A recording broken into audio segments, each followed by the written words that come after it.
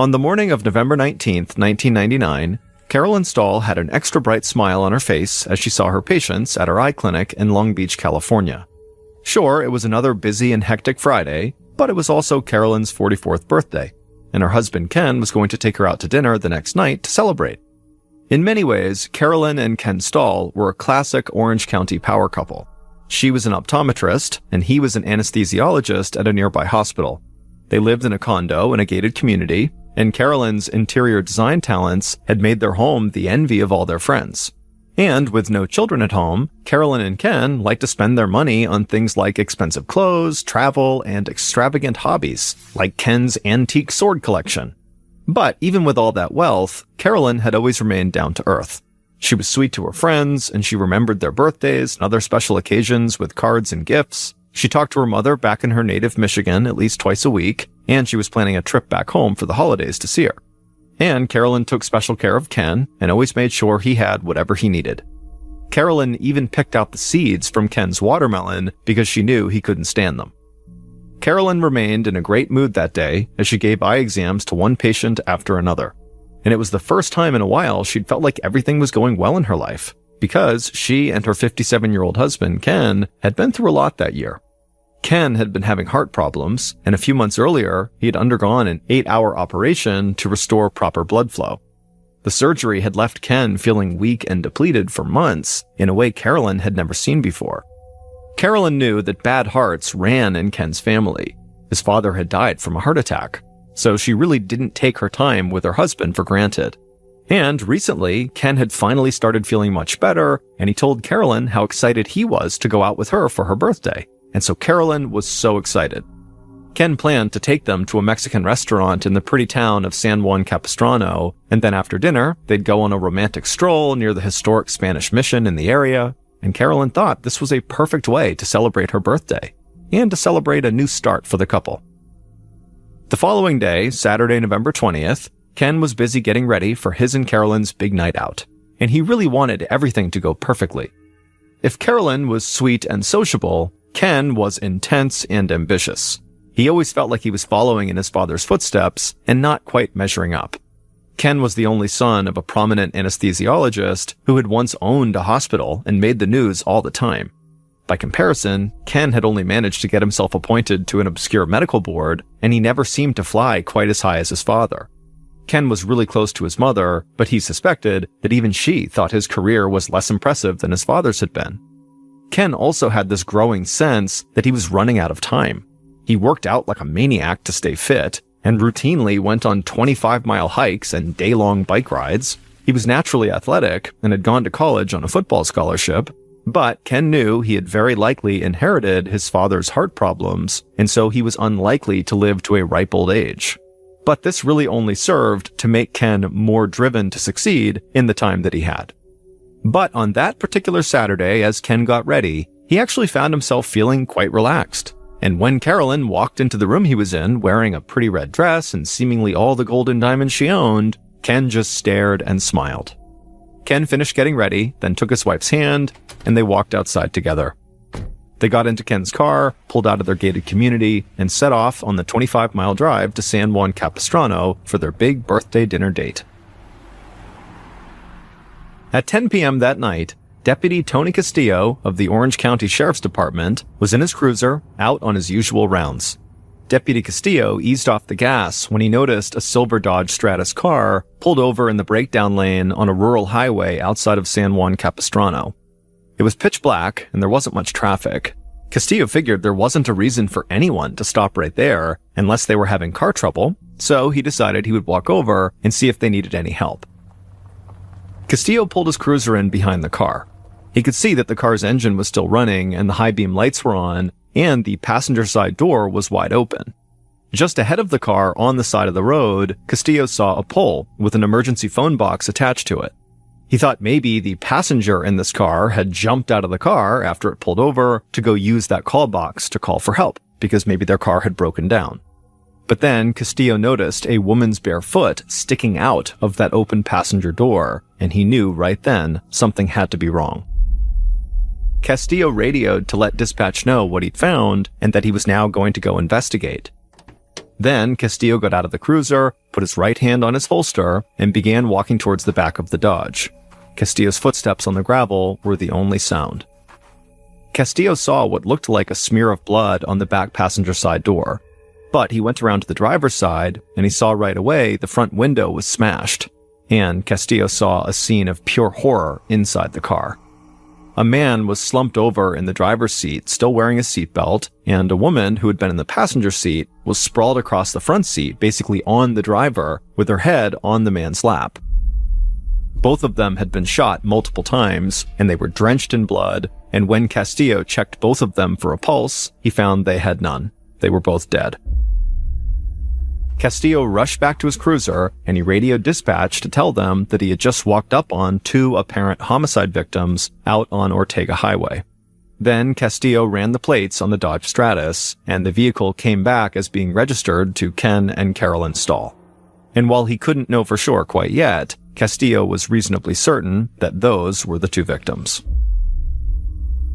After getting Castillo's message, the sheriff's office assigned 2 veteran detectives, Joe Holmes and James McDonald, to lead the potential murder investigation. They arrived on the lonely stretch of road on Ortega Highway at about 1 a.m.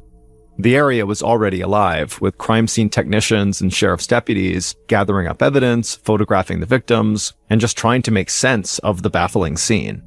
The deputies who were already at the scene informed Detectives Holmes and McDonald that the victims were indeed Ken and Carolyn Stahl. And based on the scene in the car, the deputies believed that Ken had been shot first and then Carolyn. Detective Holmes looked closely at the 2 bodies inside the car, and he thought the deputies were probably right. He thanked them for their help and then did an initial search of the car and the surrounding area.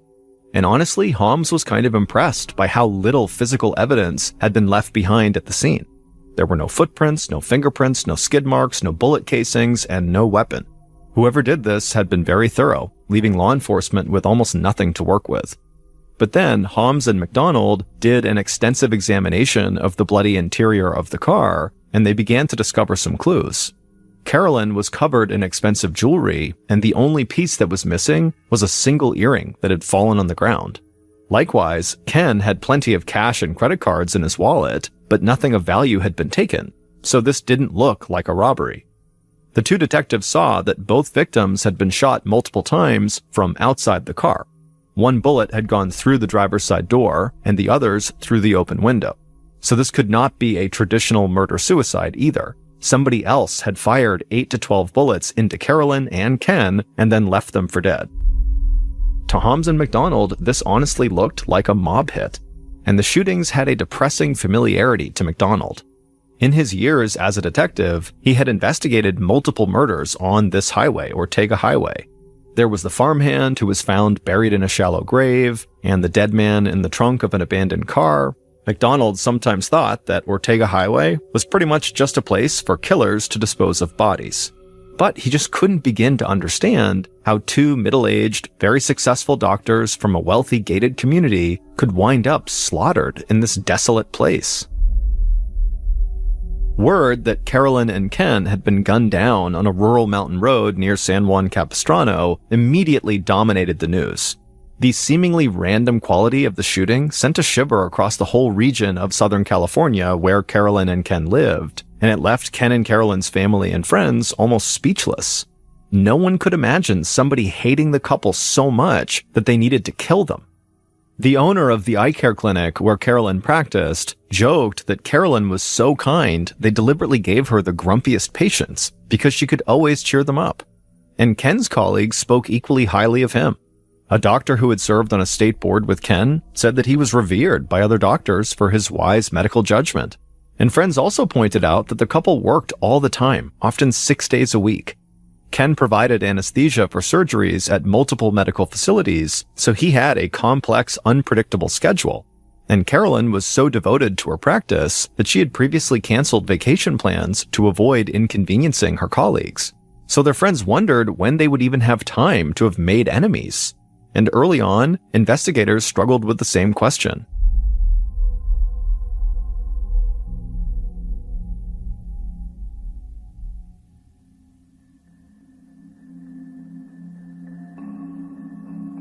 On December 4th, so 2 weeks after the murders, hundreds of mourners crowded into St. Andrew's Presbyterian Church in Huntington Beach, California.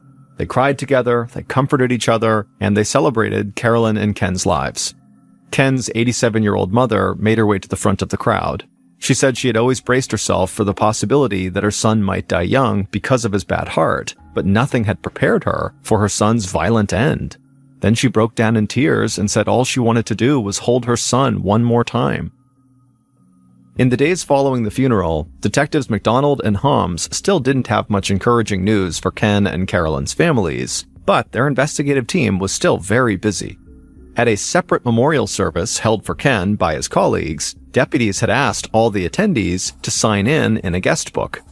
They wanted to know who was there, and they wanted to compare handwriting samples to documents they had collected from where Ken and Carolyn lived and worked to see if they could find anything connecting Ken's colleagues to the killings. But after a few weeks into the investigation, Holmes and McDonald still didn't have a suspect in mind, but they were getting a better picture of the killer. The autopsy confirmed that both Carolyn and Ken had been killed by multiple gunshots sometime between the hours of 8:30 p.m. and 10 p.m., so not long before Deputy Castillo had found the car. Also, a separate ballistics analysis found that all the gunshots came from a single gun, most likely a .357 Magnum revolver. That gave Holmes and McDonald a couple of key pieces of information. First, Ken and Carolyn were most likely murdered by a single gunman. And second, the killer was cold and collected. They had fired at least 8 shots from a revolver that held only 6 bullets, meaning the shooter had to stop in the middle of the murders, reload their weapon, and start firing again. Those reports forced Holmes and McDonald to think about the last minutes of Carolyn's life. Her husband was dead, and she was all alone in a cold, dark, strange place. Meanwhile, her killer was casually reloading their gun so they could shoot more bullets into her. I mean, this was a truly awful way to go. And that information pushed the detectives to dig even deeper into Carolyn and Ken's lives in the hope they would find something that would lead them to the killer. And in doing this deep dive, Holmes and McDonald soon discovered that Carolyn and Ken's 14-year marriage was not nearly as perfect as some of their grieving friends and relatives had thought. Some of the couple's loved ones had come forward and told the detectives that Carolyn and Ken had problems. A lot of problems. Carolyn's sister Linda actually reached out and asked to meet with the detectives. She said she didn't want to speak ill of the dead, but she really needed them to know the truth. And so, on a cool December day, Linda arrived at the sheriff's station, and she followed Holmes and McDonald into a small, comfortable office. And within a few seconds of sitting down, Linda went on an absolute tirade about her brother-in-law, Ken. She told the detectives that Ken had a history of cheating that began way before he even met Carolyn. Ken's first marriage had ended because Ken had an affair. Then Ken had married the woman he had the affair with, but that marriage also fell apart within just 3 months. Linda said her sister Carolyn was well aware of Ken's romantic history when she had moved in with him back in 1984. But Carolyn was determined to make a better man of him. And after they had been living together for a year, Carolyn gave Ken an ultimatum. Marry her, or the relationship would be over. Ken had told friends he never wanted to get married again, but he reluctantly gave in to Carolyn's demand. Linda said their marriage actually seemed to go pretty smoothly for a while. Carolyn was close with Ken's mother, and she was also close with Ken's son from his first marriage, and with 2 doctors' incomes, they made a ton of money, and so their future looked quite bright. Suddenly, Linda trailed off and just stopped talking. The detectives asked her if she needed a break, or if they could get her anything, but she said she did want to keep going. She needed to get this all out. Then Linda took a deep breath and composed herself, and told the detectives that things had taken a really bad turn for her sister about 5 years earlier. She said Carolyn had come home from visiting family in Michigan, and she found a woman she didn't know eating fast food on the couch in her living room. The woman was just as surprised as Carolyn, and she fled the house immediately, but Ken had admitted he was romantically involved with that woman. Linda said she had hoped her sister would just leave Ken right then and there, but she didn't. Instead of demanding a divorce, Carolyn had demanded marriage counseling. But even with marriage counseling, Ken's behavior didn't change. He had at least 3 more affairs that Linda said she was aware of, and she said his address book was still full of women's names and phone numbers.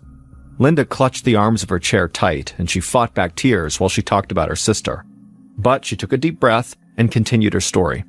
She told the detectives that she had been so angry at Ken that she finally confronted him about his chronic cheating and about how much he was hurting her sister. One of the detectives asked how Ken responded to that, and Linda gave a slight laugh and shook her head, and then she said Ken had just shrugged his shoulders and told her that, he was the person he was, and Carolyn just had to accept that. Finally, Linda told the detectives that Carolyn went to great lengths to hide the ugly truth about her marriage. Carolyn was always very careful to give the impression of marital bliss to friends and coworkers. She would even buy herself her own Christmas presents. She would wrap them and put tags on them that said they were from Ken, even though obviously they were not, and she would put them under the tree, and so that when friends and family came over, they would see how good Ken was being to his wife. And Ken just played along with this for the sake of appearances. Linda said one of the reasons Carolyn was buying all these gifts for herself is because she believed buying nice things for herself made her happy. She called it retail therapy. But Linda knew her sister better than anybody, and she knew no matter what Carolyn did, no matter what she bought, no matter how nice it was, nothing could change the fact that Ken had totally broken her heart. The detectives shared a look. Linda's retail therapy comment had just potentially cleared up a question they'd had for weeks. When they had searched Carolyn and Ken's home right after the murders, they found nearly $30,000 in brand new women's clothing and accessories. A lot of it was actually still wrapped in plastic, with the price tags still attached. That had really confused the detectives at the time, but now it kind of made sense. The detectives thanked Linda for all her help, and then they walked her out of the station. McDonald and Holmes hadn't let on in front of her, but Linda's revelations about Ken and Carolyn's troubled relationship opened up a world of potential murder suspects. Did a former girlfriend take revenge on Ken for leaving her? Or did a jealous husband of one of the women that Ken had an affair with lash out? There was even a chance that Ken had been the lone target of one of those jilted lovers or angry husbands, and Carolyn had just happened to be with him at the time of the murder. With this new information, the detectives now wanted to dig into all of Ken's communications with all the women he was potentially having affairs with. Like most doctors in the 1990s, Ken carried a pager, which is a small electronic device that buzzes and gives a phone number to call when somebody needs you. The detectives got Ken's pager, and they contacted every phone number on it. This at least allowed them to reconstruct key parts of Ken's last day. The detectives found a fellow anesthesiologist who paged Ken around 8 p.m. on the night of the murder.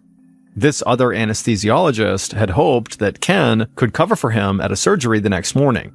The doctor said Ken sounded normal when they talked, and that Ken was out celebrating his wife's birthday. So McDonald and Holmes reasoned that whatever happened to the couple that night probably caught them completely by surprise. McDonald also came across a Mexican immigrant named Adriana Vasco who had paged Ken on the morning of the murders. She explained that she had become friends with Ken several years earlier when she worked in the office at the National Pain Institute where he was a part-time anesthesiologist. Adriana said that Ken had agreed to get her desktop computer repaired, and she had paged him to find out how the repairs were going. McDonald was immediately suspicious of this. He couldn't understand why a busy doctor would be volunteering to repair computers on the side. The detective asked Adriana flat out if she was having an affair with Ken, but she denied it. Adriana insisted that Ken was just a very generous guy. He had helped her out financially numerous times over the years. The call with Adriana lasted only 5 minutes, but McDonald came away from it with the distinct sense that he had just been lied to. But he had no evidence to back up his gut feeling, so he let it drop, at least for the moment. Over the coming days, McDonald and Holmes repeatedly asked Ken's family and friends what they knew about Adriana Vasco. The detectives got nothing but blank stares. None of the friends or family had ever heard of her. Then, in late December, a woman contacted the detectives and admitted right at the start that she'd had an affair with Ken in the mid-1990s. And when she heard about the murders, she'd recalled a conversation she'd had with Ken back then. She said Ken had complained that he was being blackmailed by someone close to him and that he was not in control of his own life. The woman's story was chilling, and blackmail was not out of the realm of possibility. After all, Ken had had multiple affairs, and most people assumed he was rich because he was a doctor. But the detectives had also discovered that Ken's health issues had caused him to miss months of work in the past. that had led to some financial strain and had forced Ken and Carolyn to move out of their $700,000 home into the comfortable but much more modest condo where they had lived at the time of their deaths. The detectives also knew Carolyn had spent at least $30,000 on clothes and jewelry for herself. So now Holmes and McDonald wondered if the murders simply came down to money. Maybe Ken couldn't pay someone who was blackmailing him, so they killed him and his wife. But as 1999 came to an end, the detectives still had no major suspects. They had followed a bunch of different leads, but so far, nothing had paid off. However, both detectives had a strong feeling that cracking this case would begin with one of the women Ken had an affair with, and they thought that woman could be Adriana Vasco. Both detectives were confident she knew a lot more than she had told them, so it was time to have another conversation.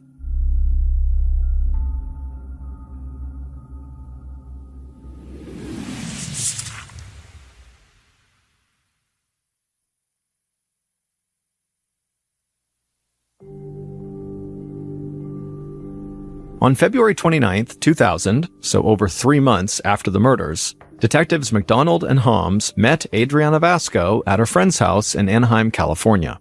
Adriana was little, she was barely 5 feet tall, and she was quite thin. She was 33 years old and a single mother of 2 young kids. Over coffee at her kitchen table, Adriana told the detectives how she had become friends with Ken, a man who seemed to live in a completely different world than she did. She explained that Ken had noticed her walking with a limp when they were both working at the National Pain Institute. Ken had offered to inject pain medication into her back to correct the limp, but he told her it would be an ongoing procedure. At the kitchen table, Adriana took a sip of her coffee, and then a smile came across her face. She said she had agreed to the procedure, and as the pain injections continued, the two of them started getting a bit closer.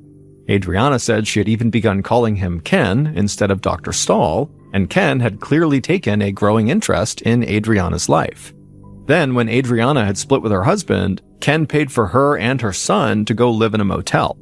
When Adriana's car had broken down, Ken gave her money to buy a new one, a white Mazda. So Adriana told the detectives it became normal for her to turn to Ken for help because he was always so kind to her. And Adriana said that in return, she became a shoulder for Ken to cry on. He opened up to her about his unhappiness. He told her he hated the Orange County doctor's life. He thought it was totally phony. He said he had a lot more fun when he went to the beer and barbecue chicken restaurant, which was down the street from Adriana's apartment. Ken had even told Adriana at one point that she was his only real friend. Detectives McDonald and Holmes sat on the edge of their seats, wanting to ask Adriana again if she was actually romantically involved with Ken. But they held their tongues and just let her talk. Adriana continued and said that Ken's marriage had been empty for years. He complained about his wife's looks and her weight, and he said they mostly slept in separate bedrooms. Then Adriana began to cry. She apologized and said she was still in shock over Ken's death. She said when she found out he died, it was like her whole world had just collapsed. Ken was like her hero.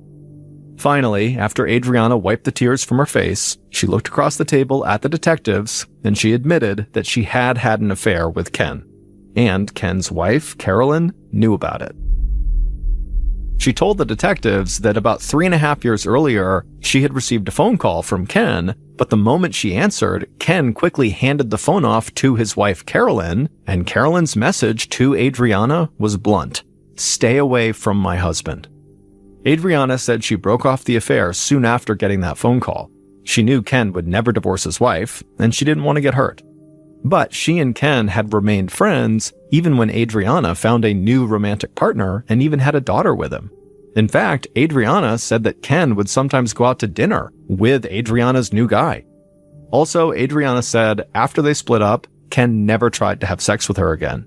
And she told the detectives that she really believed that Ken and Carolyn had genuinely started to work on their marriage at the time they got killed.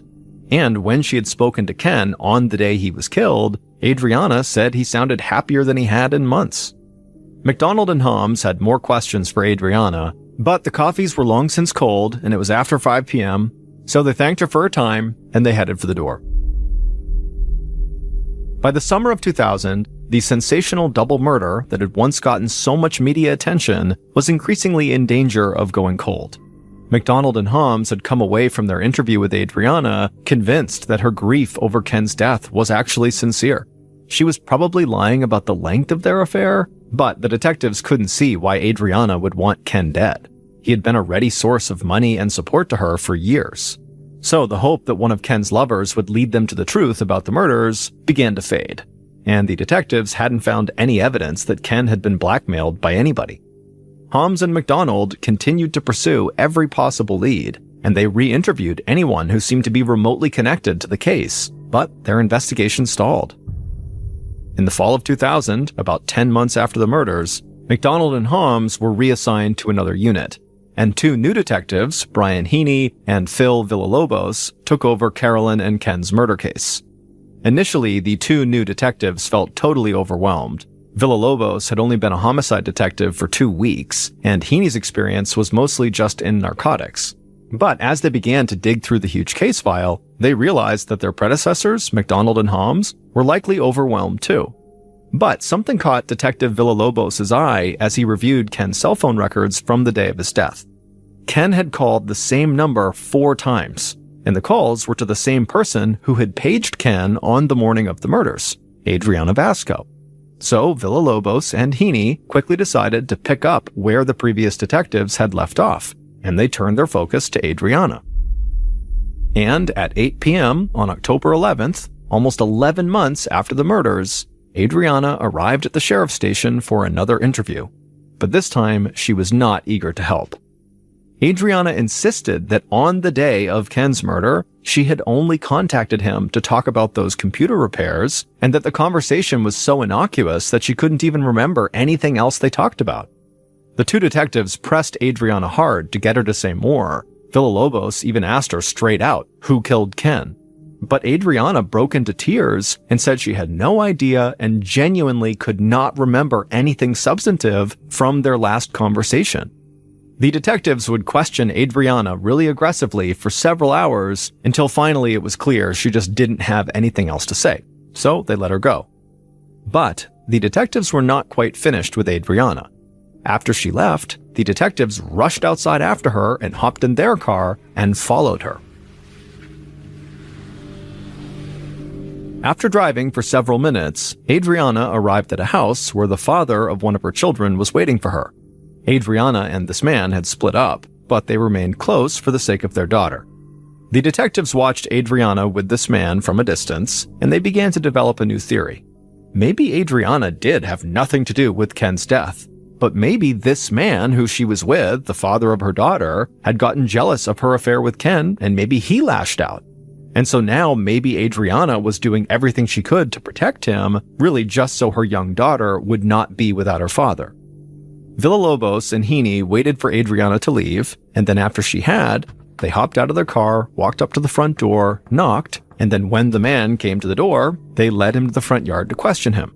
And to the detective's surprise, this man was completely open and asked how he could help. Villalobos told him that he was convinced someone close to Adriana had killed Ken and Carolyn Stahl, but the detectives didn't know who. The man said that made sense to him, and he understood why they would want to question him, but then this man said something that sent Villalobos and Heaney reeling. He told them that he had nothing to do with Carolyn and Ken's murders, but he had a pretty good idea of who probably killed them. Villalobos just stared at him and then asked him outright, okay, who's the killer? And the man would say one word, Tony. The detectives were caught off guard. In all those files from nearly a year-long investigation, the name Tony had never once come up.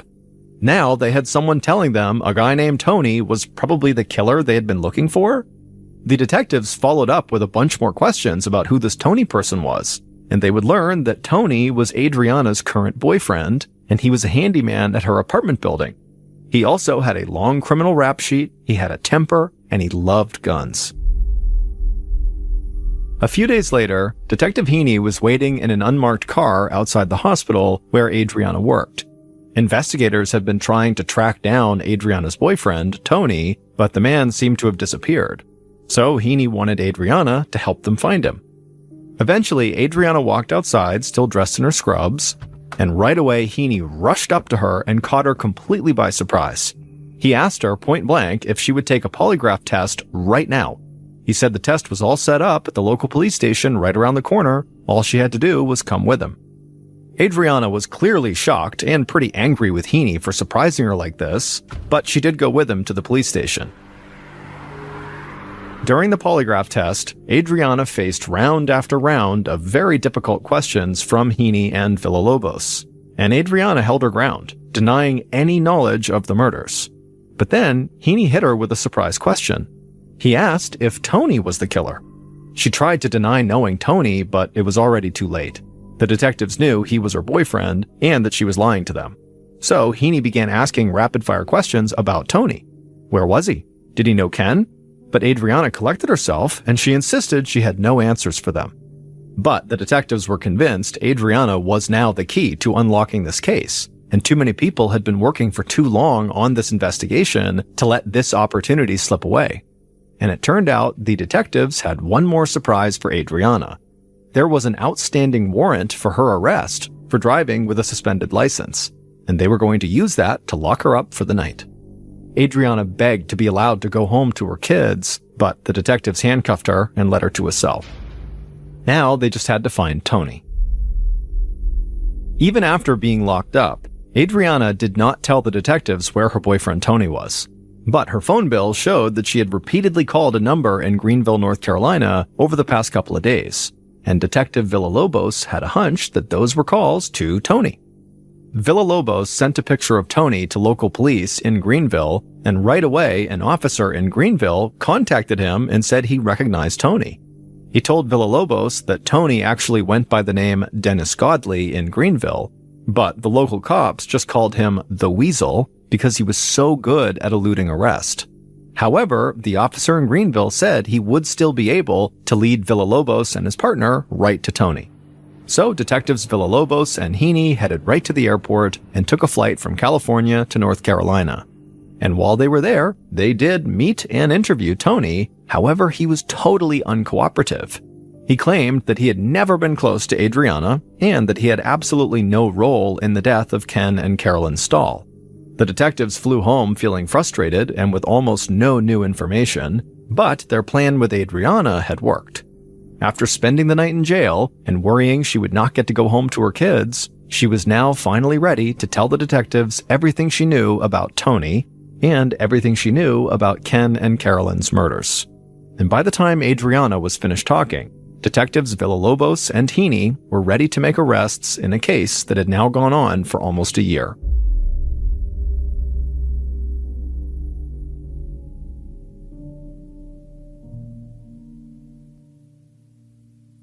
Based on Adriana's jail cell interview and evidence collected by both teams of detectives throughout the investigation, here is a reconstruction of what police believe happened to Carolyn and Ken Stahl out on Ortega Highway on November 20th, 1999.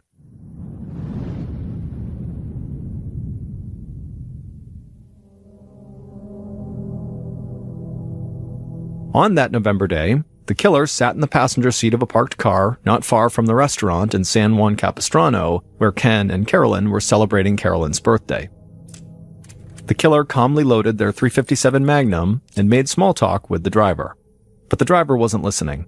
They had their eyes focused on the road right outside of the restaurant. Then the driver suddenly told the killer to be quiet. Ken's Dodge Stratus had just pulled out onto the road. The driver waited to let Ken's car get a little further away. Then the driver started their car, pulled out onto the road, and followed Ken. The driver tracked Ken onto Ortega Highway. The highway was dark and oddly quiet. The driver gripped the steering wheel tight and closed in on Ken. Meanwhile, the killer just kept talking like nothing out of the ordinary was even happening. Then at some point, Ken's car pulled off the highway into the breakdown lane near an emergency phone box. The driver told the killer it was time to act. Then the driver hit the gas, raced by Ken's car, and then did a U-turn into the breakdown lane. The driver's headlights were now shining directly into Ken's windshield. The driver put the car in park, and then the killer casually stepped out of the car. The killer walked right up to the driver's side window and tapped on the glass, and Ken rolled the window down. Ken was about to say something when the killer casually raised the .357 Magnum and fired. The bullet hit Ken behind the left ear and exited through his right eye. Carolyn began to scream from the passenger seat and tried to undo her seatbelt, but she was in shock and her hands were shaking and so she couldn't get free. The killer then fired another shot into Ken, and this time the bullet shredded his aorta, the body's main artery. And so blood sprayed all over the car, and Ken slumped over, dead. Carolyn finally got her seatbelt off, but by this point, the killer stuck his gun through the open driver's side window and fired multiple shots point blank at Carolyn, hitting Carolyn in the chest. Carolyn screamed again and blood began to pour down her shirt, but she was still alive. So the killer aimed the gun at her and fired again, but they were out of bullets. So as Carolyn is sitting there slowly dying and screaming and looking at her dead husband, the killer walked back to the other car. They opened up the passenger side door, shouted something at the driver, and then grabbed extra ammunition from a bag on the floor. Then the killer calmly reloaded their gun and then turned back and began walking towards Ken's car again. By this point, the killer saw the passenger side door of the Dodge Stratus was now open. Carolyn tumbled out of the car, and one of her earrings fell to the ground. She was covered in blood and struggling to breathe, but she managed to brace herself against the back door of the car and stay on her feet. Carolyn looked around for any kind of escape route, but then she heard something behind her. She turned and saw the killer walking towards her with their gun raised. There was nowhere to go. In a last, desperate attempt to save herself, Carolyn dove back inside the car head first. One of her red shoes fell off as she struggled to pull herself across the front seat of the car over the body of her dead husband. She was trying to get to the driver's side so that maybe she could speed away and save herself. But the killer just walked to the open passenger door, aimed their gun at the back of Carolyn's head, and fired off 2 more shots. Carolyn fell over dead in Ken's lap. The killer leaned in to make sure both Ken and Carolyn were dead. Then they did a thorough sweep of the car and the road around it to make sure they picked up any stray evidence, like bullet casings. Finally, when the killer was satisfied, they walked back to the white Mazda that was still parked with its lights shining directly into Ken's car. Then the killer got back into the Mazda and looked over at the driver. And the driver was shaking and horrified. The killer told the driver to calm down and just get out of here.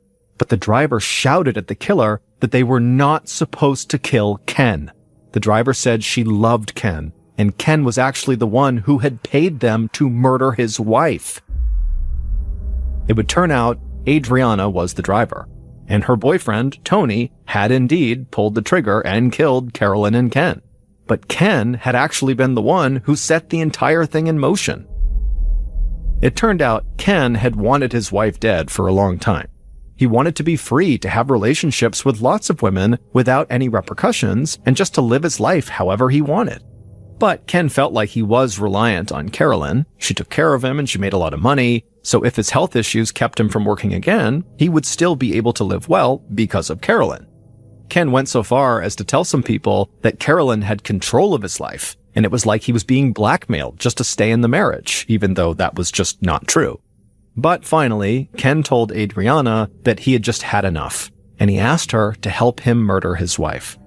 Adriana said her boyfriend Tony would be perfect for the job. He was good with guns and calm in any situation. So Ken paid Adriana and Tony $30,000 to carry out a hit on Carolyn. And Ken and Adriana hammered out all of the details, including the exact location on Ortega Highway where Ken would pull over and the murder would go down. On the day of the murder, Ken had contacted Adriana multiple times to let her know when he and Carolyn were heading to the restaurant, and then when they arrived, and then also when they were leaving. And Adriana and Tony had been waiting nearby to follow him to the spot they'd agreed on. But when it came time to actually do the job, Tony took things into his own hands. He didn't trust Ken, and he didn't want the middle-aged doctor around to pin the whole thing on him. So Tony decided to just kill Ken too. Carolyn was truly just an innocent victim. Her husband had plotted against her and had even tried to paint her as some kind of blackmailing monster. But Carolyn's friends and family knew that despite all of Ken's cheating, Carolyn still loved him, and she still believed they could repair their marriage. But Ken had no intention of doing that. At trial, Adriana insisted that she tried to talk Ken out of going through with the shooting, and that she ultimately only went along with it because she was afraid of Tony. But ultimately, a jury would convict her of masterminding the entire murder plot and sentenced her to life in prison without parole. As for Tony, he would ultimately plead guilty to the murders in exchange for a life sentence instead of the death penalty. And Tony would insist to the very end that Adriana was the one who shot Carolyn, not him. In March of 2015, 22-year-old Sailor Gilliams and her good friend Brendan Vega, who was also 22, decided they wanted to go hiking. Now, they were both highly inexperienced hikers, so when they were looking in the area for places to go hiking, they were looking for novice trails, things that they would be able to manage. And they thought they had found one in Santa Barbara, California. And so they headed off in that direction and they took off on this particular trail. A little ways into their hike, and they started to feel like, man, the terrain here is pretty treacherous. This is way more difficult than we were expecting when we looked at the map. And as they continued and they're climbing over these huge boulders and it just seems totally like an advanced trail, they start to wonder, did we veer off the trail? Worried they might be lost, they turned around and began backtracking, hoping to find the trail and find some landmark that would allow them to confirm they were on the right trail. As they're backtracking, not only do they not find the trail, but they don't find any trail. They've managed to go completely off the path and are now in this kind of random boulder field that they have no idea where it is on the map. Navigating this terrain in the daytime with light would have been difficult even for an experienced hiker. But now it's nighttime, they don't have flashlights, and they're jumping boulder to boulder, and Sailor at some point loses her footing and falls and fractures her leg. Brendan rushes over and tries to help Sailor stand up, but she can't move. And so Brendan tries to put her on his shoulders and starts walking with her. And that works for a little while until they're passing by this waterfall and they fall off of it and they come careening down, they smash onto the ground, they survive the fall, but Brendan now has a broken elbow and Sailor now has a broken ankle on top of her broken leg. Sailor's in excruciating pain, and because of this fall, there's just no way Brendan's going to be able to lift her back up and keep walking. And so the decision was made that Brendan was going to go try to find help on his own, and that she would stay here and continue to yell for help in hopes that someone might hear her before Brendan got back. He takes off, and as soon as he's around the corner and gone, Sailor begins screaming for help, and she would continue screaming for help all through the night, well into the next day. About 24 hours after Brendan had left, he still had not returned, and at this point, Sailor's in and out of consciousness. She knows that she's going downhill quickly unless someone finds her. By the following afternoon, Brendan is still not back yet. So laying face down in the mud with flies buzzing all over her head, she was helpless and trapped, and there was nothing she could do but wait until either a miracle occurred and someone found her, or most likely she just dies. So at the same time that Sailor and Brendan are going through this horrible ordeal, three totally unconnected people decide they want to blow off work and school and just go escape into nature. And so they settle on a hike that would bring them to a waterfall in Santa Barbara, California. Even though this waterfall was a popular tourist attraction, it was very difficult to get to it. It basically required 45 minutes of almost uphill climbing across boulder fields. Very dangerous, and it's not something for a novice hiker to be doing. So they reach the parking lot, they take off on this hike, and when they're just at the base of the waterfall, instead of taking the main trail up to the top, the three hikers decide, let's actually go around off the trail to this pocket of boulders over here where there's a couple freshwater pools that have formed underneath the base of the waterfall. So they leave the main trail and they're climbing over these huge boulders. It's very dangerous. And at some point, one of the hikers starts taking pictures as they're kind of going across these boulders. Through the viewfinder, as they're taking pictures, they notice something out of the corner of their eye that's in frame. It was like this red flash of something. And so the hiker puts their camera down and she looks down where she sees this red, and she can tell right away that it's someone's hair. It's a girl's dyed red hair. And it was Sailor. The hikers went down to Sailor and they called 911, and they came in, they airlifted her out of there, and Sailor would actually make a full recovery. Unfortunately, Sailor's friend Brendan did not make it. They found his body about 100 meters away from where she had been laying. After the ordeal, the woman who was taking those pictures and had spotted Sailor out of the corner of her eye, she went to her camera and was flicking through some of the pictures she had taken during the hike. She had inadvertently taken a picture of Sailor before they had found her. So had it not been for these hikers being where they were and taking those pictures and noticing her red hair, this picture almost certainly would have become the last picture of Sailor Gilliams alive.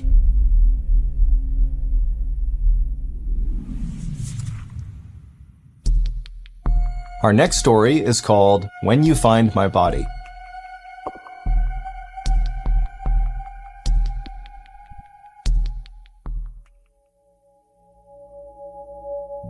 "66-year-old Geraldine Largay was nicknamed Inchworm by her friends for her hilariously slow hiking pace. But her slow pace didn't stop her from doing the thing that she loved, which was to hike. And in fact, on April 23rd, 2013, Geraldine, along with one of her close friends, Jane Lee, decided to embark on this nearly 1,000-mile-long hike through the Appalachian Trail. Geraldine's husband of 42 years, his name was George, he planned to drive ahead of the pair and meet them at prearranged spots along this 1,000-mile-long journey to give them supplies and would occasionally bring them to a motel so they could shower and sleep in a bed. By June 30th, so more than 2 months after they had started this journey, Jane finds out that she has a family emergency and she isn't able to continue this hike. Geraldine decided she was going to finish what she started on her own, despite the fact that realistically she hated hiking alone. She was very scared, frankly, of being out in the wilderness by herself, but she only had about 200 miles left, and so she figured, what the heck, I'll finish this thing out on my own.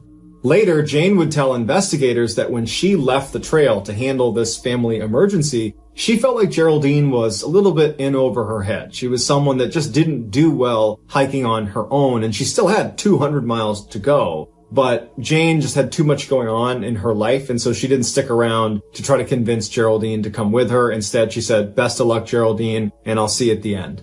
So for the next 3 weeks, Geraldine carried on down the Appalachian Trail on her own. And by all accounts, it was going really well. She was checking in with her family and saying, this is the mile mark I'm at. And she was making all her rendezvous points with George to get resupplied and to go to the motel with him. And so everything was going great. Then on July 22nd, Geraldine would send a text message to her husband, George, saying that she thinks she's in some trouble and that she lost the trail and is now lost. And she would ask him to call the Appalachian Mountain Club and see if they had a trail maintainer that could come out and look for her and kind of get her back on track. The problem was Geraldine couldn't get these text messages to go through. There was very bad service where she was. So she begins to walk to higher ground to try to get a better cell phone signal. And so she goes up this hill and she repeatedly tries to send these text messages out to George to say, I'm lost and I need help, but none of them were going through.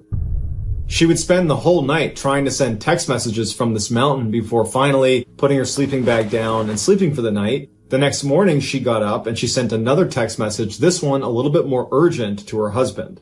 She told him that she was lost since yesterday and was off the trail 3 or even 4 miles and that he should now call the police.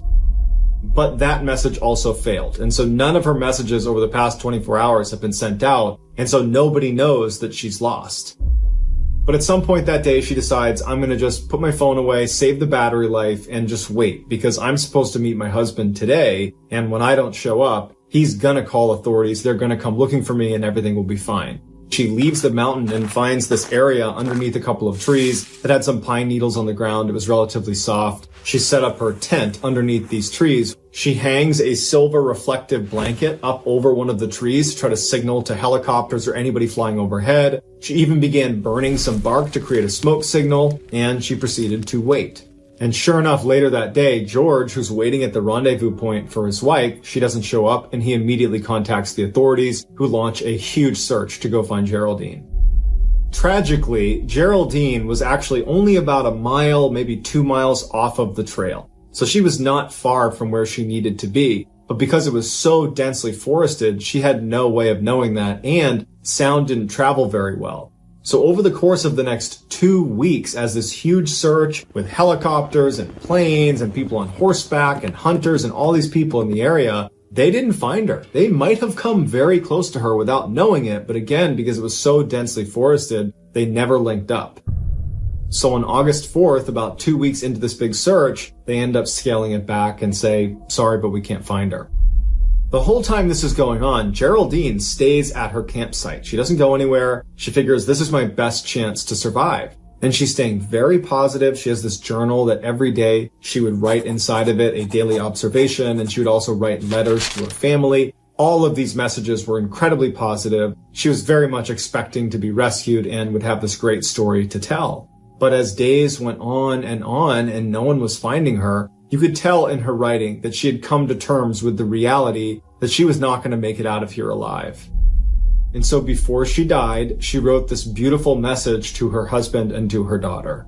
"When you find my body, please call my husband George and my daughter Carrie. It will be the greatest kindness for them to know that I am dead and where you found me. No matter how many years from now, please find it in your heart to mail the contents of this bag to one of them." 2 years later, a forester would be in the area and would come across Geraldine's tent that was now crumpled and collapsed. And inside, he would find Geraldine inside of her sleeping bag with the journal over her chest. And inside the tent, she'd kept it neat and clean all the way to the very end. This is someone that went out with absolute grace. Back on July 22nd, 2013, the day Geraldine would go missing, she woke up and she was all smiles and motivated to start the day. She heads off down the Appalachian Trail at about 6:30 in the morning, and she passes by another hiker who stops Geraldine. And apparently this hiker saw Geraldine's smile and said it was so infectious that she had to take a picture of her. And so Geraldine laughed and posed for that picture. After the picture was taken, the women laughed about it and then went their separate ways. And then by 11 a.m. that morning, Geraldine was lost.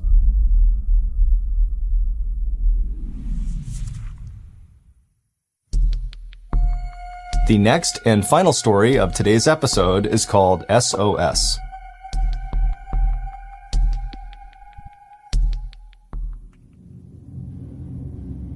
Japan is comprised of 4 major islands. The northernmost island is called Hokkaido. And on Hokkaido, there is this beautiful national park called Daisetsuzan that is nicknamed the Playground of the Gods, because the park is basically all these huge mountains that stretch up into the clouds. The tallest mountain inside of this park is Mount Asa Hidake, which reaches an elevation over 7,500 feet, and it is a very popular hiking destination.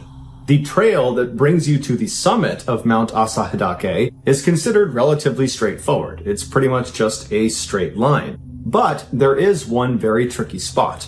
On the way up, as you get closer and closer to the summit, the trees begin to disappear and you're left with this kind of open landscape where the trail becomes fairly ambiguous. It's hard to know where you're going.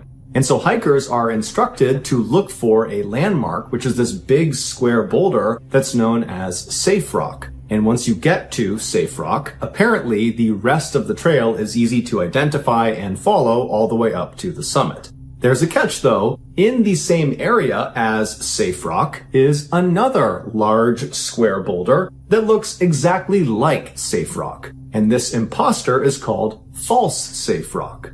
If a hiker confuses False Safe Rock for the real thing and then attempts to take the path leading away from the imposter, they will be led down a path that many people have gotten lost on. At first, it will feel like you are making progress towards the summit of the mountain, but eventually the trail begins to gradually go downhill. Now, you would think that would be a fairly obvious red flag if the trail is going down and you're trying to go up to the summit, that probably something's gone wrong here, you've taken a wrong turn, but put yourself in the mind of someone who's made this mistake. In their mind, they reached the landmark of Safe Rock, although it was the imposter, False Safe Rock, and so they think they're on the right path. And if this is their first time being on this mountain, which a lot of people it is, they'd probably convince themselves that they've gone the right way and just keep on going. And so if you just keep on going and you don't recognize this mistake, about a mile away from False Safe Rock, you enter into this valley that's completely overgrown with thick bamboo. It's very swampy and there's lots of very steep cliff drop-offs. And once you go inside of this area, you can't see anything because the bamboo is so tall and so thick. And so it's very easy to get turned around and it's pretty easy to accidentally walk off of a cliff. And so over the years, hikers who have accidentally taken the trail leading away from False Safe Rock have gotten lost in this treacherous area, and not all of them have come back. In July of 1989, 2 men from Tokyo were hiking up the trail towards the summit of Mount Asadake when they reached what they believed was Safe Rock. However, it was not. It was false safe rock. And so when they followed the trail leading away from false safe rock, it was not long before they were lost in that valley overgrown with bamboo. That night, when these two men did not come home, their friends and family called the police, and a search was launched for them. Over the first couple of days, there was no luck. They could not find these two guys. They had no idea where they had gone. They looked all over the swampy area, thinking that's where they might be, but they couldn't find them.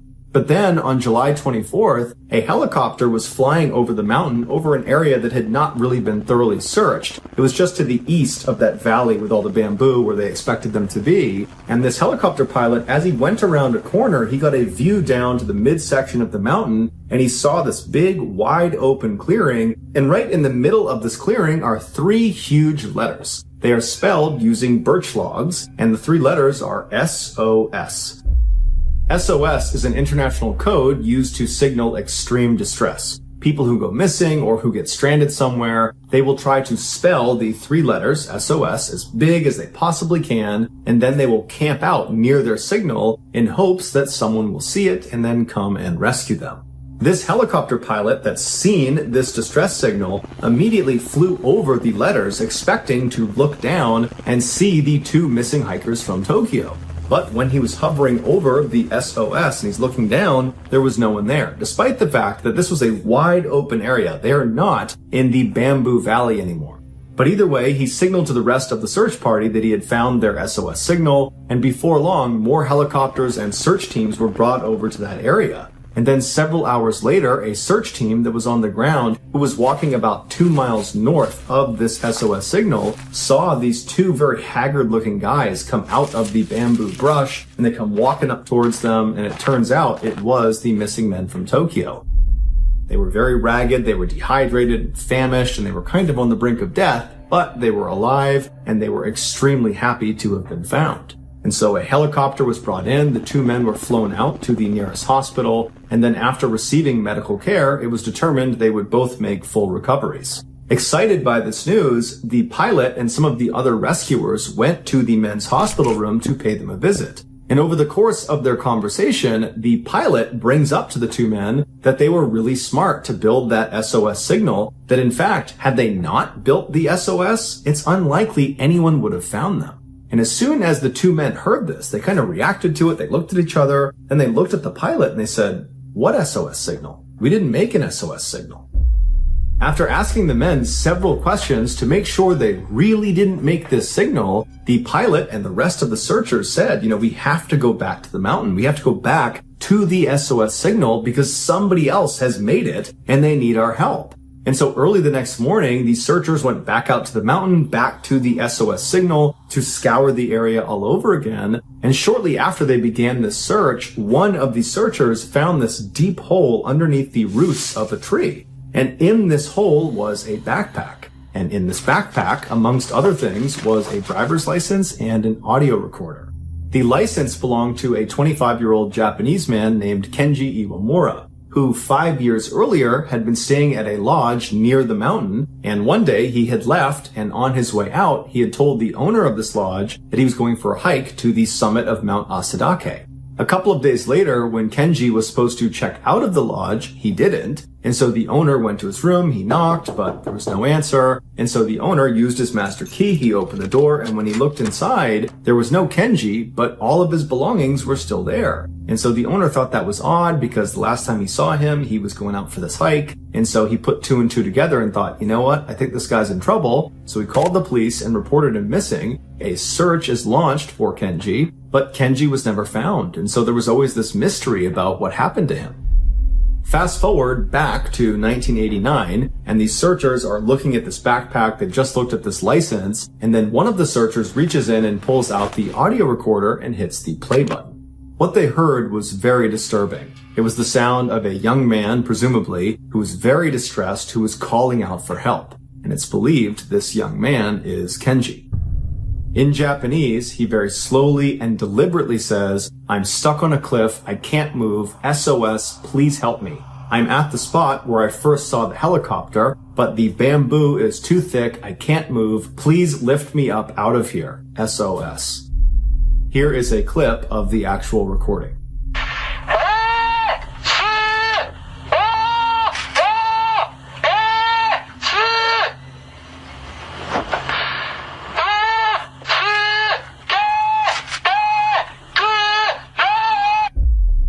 this point, it seemed fairly obvious to police that based on the proximity of the backpack to the SOS letters and the fact that the recording, which was in the backpack, had Kenji literally saying SOS. He says this on the recording, that Kenji must have been the one who built this SOS sign. He must have built it back in 1984 when he got lost. And so now that the police believed they had solved the mystery of who built the SOS sign, they now needed to figure out where this person went. Where was Kenji? And so over the next several hours, searchers continued to look around the immediate area of where this backpack was found, and soon they would discover something that, according to police, solved this 5-year-old mystery. They figured out what happened to Kenji.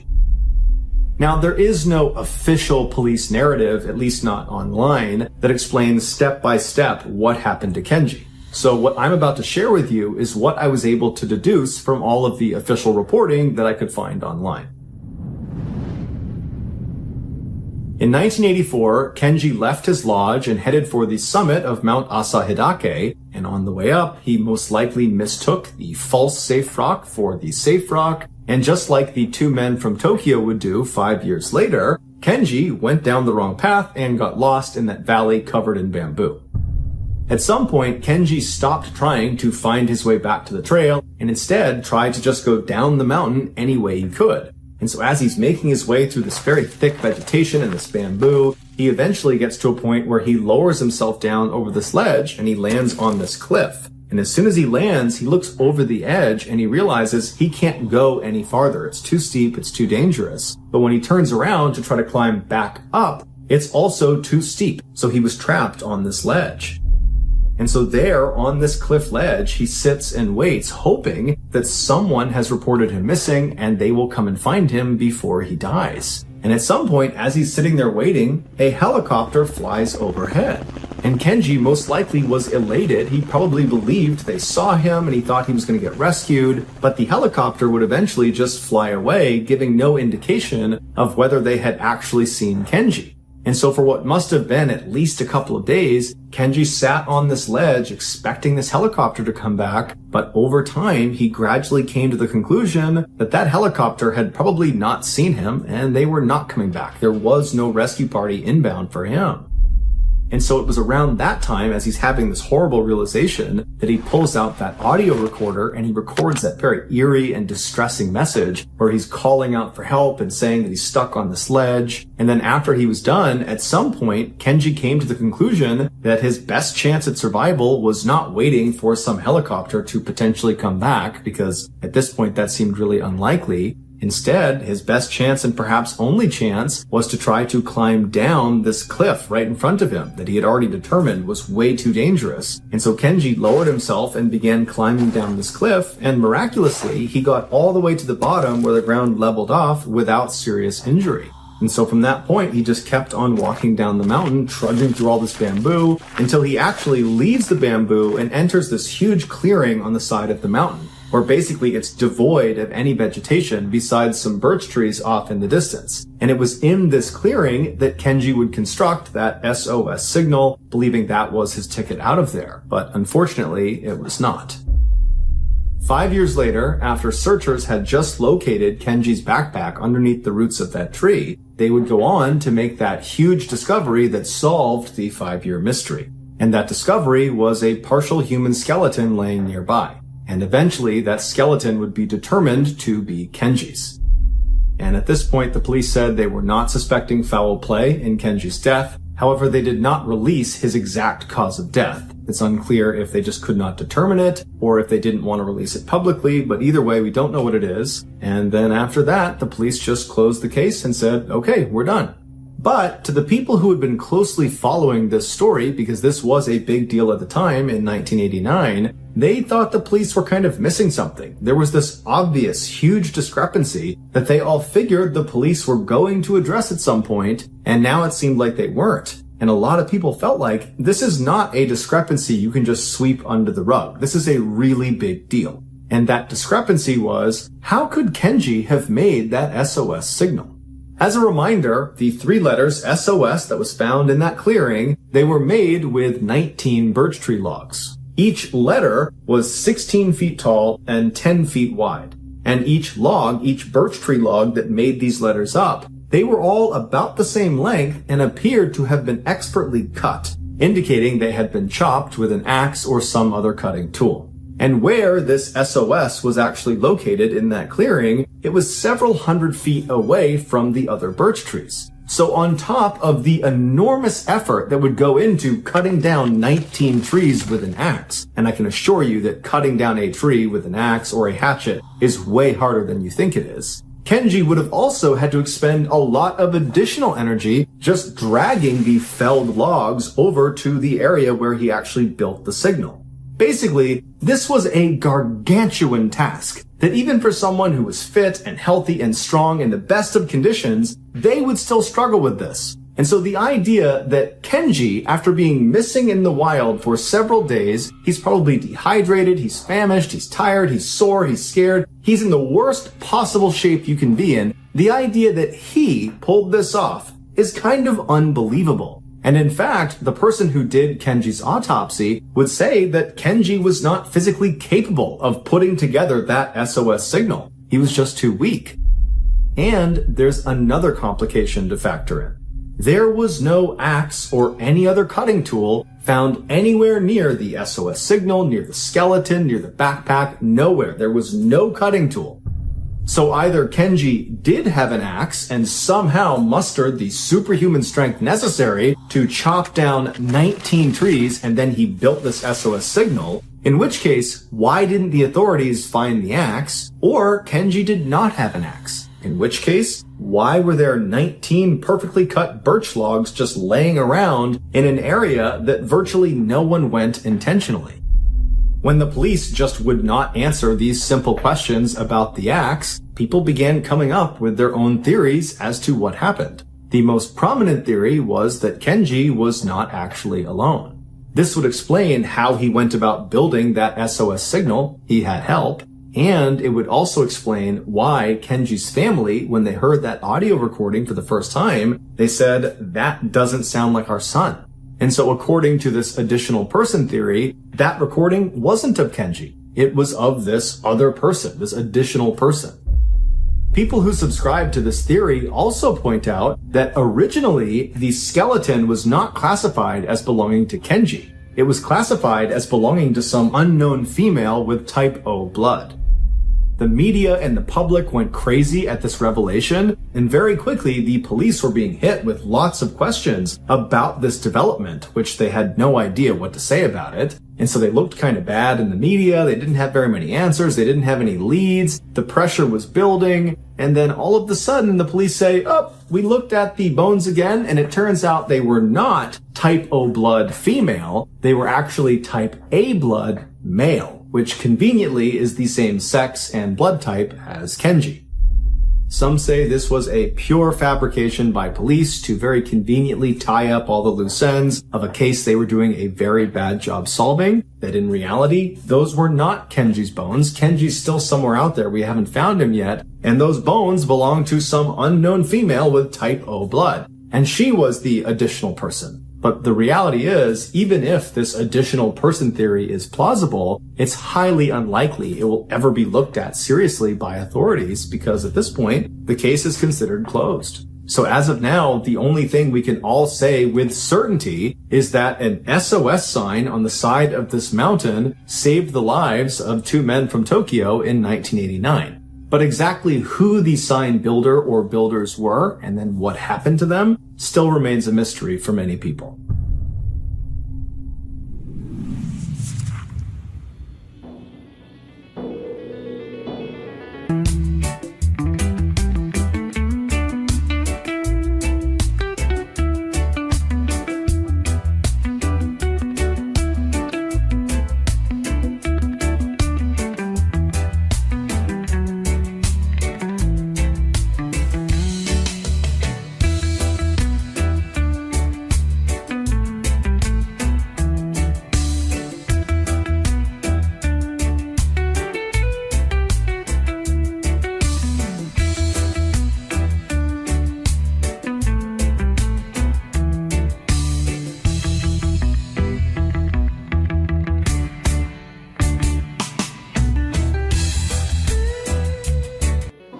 Thank you for listening to the Mrballen podcast. If you got something out of this episode and you haven't done this already, please cut all the Waldos out of a Where's Waldo book and then give that to the Amazon Music follow button for their birthday. This podcast airs every Monday and Thursday morning, but in the meantime, you can always watch one of the hundreds of stories we have posted on our main YouTube channel, which is just called Mrballen. Consider donating to our charity. It's called the Mrballen Foundation, and it provides support to victims of violent crime as well as their families. Monthly donors to the Mrballen Foundation Honor Them Society will receive free gifts and exclusive invites to special